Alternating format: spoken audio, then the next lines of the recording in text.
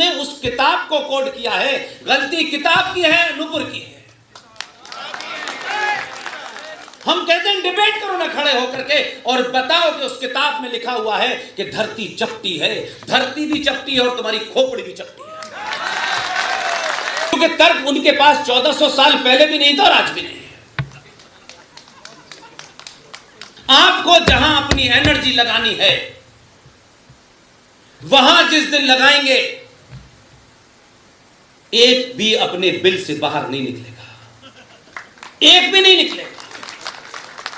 आज भी 2022 के भारत में सरकार आपकी, सत्ता आपकी, 20 राज्यों में आप, इतने करोड़ हिंदुओं में अवेयरनेस, तब भी आप नरेटिव नहीं सेट कर रहे हैं।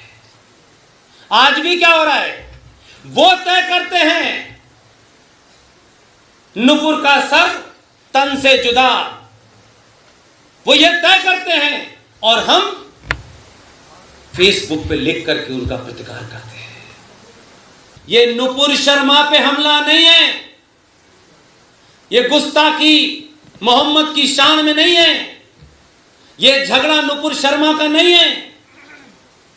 सबको मालूम है बेनकाब हो गए हैं और अभी बेनकाब करने की शुरुआत अगर आज के युवा वकीलों ने ले ली है तो उनको मालूम है 30,000 हैं, कम से कम 30,000 दिन तक तो तुम्हें पंजों पे खड़ा रखेंगे।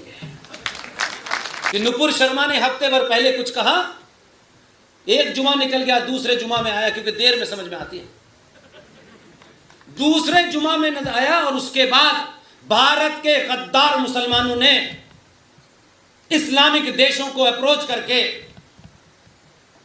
चाहे वो तबलीगी जमात के माध्यम से हो, चाहे देवबंद के माध्यम से हो, और वाया पाकिस्तान एक माहौल बनाया कि भारत के अंदर गुस्ताखे रसूल बड़ी उससे हो रहा है, आप अपने ताकत का इस्तेमाल कीजिए। जिस देश की टोटल पॉपुलेशन 15 लाख हो, वो आपसे बकवास कर रहा है और आप उनसे कह रहे हैं हमारा भाईचारा और डीएनए एक है।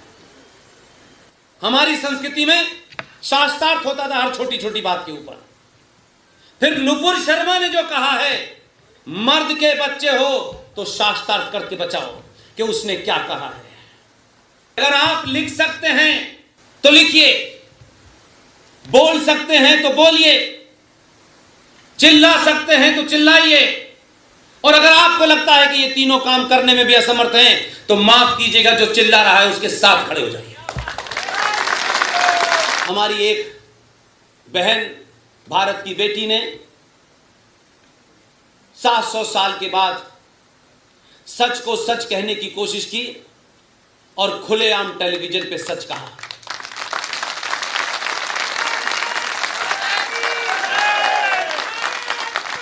मैं कभी मिला नहीं, मैं उस बेचारी से इस कालखंड में कभी मिला नहीं, लेकिन मैं पोरबंदर में था 2-3 दिन पहले। मैं मंच पे जा रहा था, तब कर्नल आर सिंह साहब ने मुझे फोन करके कहा कि ऐसा ऐसा हो गया। कोई जरूरी नहीं है कि हमारे बीच में से किसी ने कोई बहादुरी का काम किया है तो पहले हम ये परख करें इसकी जाति क्या है, ये किस संगठन का है, किस पार्टी का है। हम सिर्फ इतना ही ध्यान रखें कि ये सनातनी है, बस, और कुछ नहीं। इसलिए आज पूरे देश में एक भीड़ तंत्र ने एक नैरेटिव क्रिएट कर दिया, क्योंकि तर्क उनके पास 1400 साल पहले भी नहीं था और आज भी नहीं है। वो तर्क पर नहीं रखे हुआ कुछ भी। इसलिए जो लोग कहते हैं नहीं हिंदू मुस्लिम भाई भाई, इनका दिल जीतना है, ये हमारे ही हैं, हमारा डीएनए एक है, ये कायर और डरपोकों की निशानी है।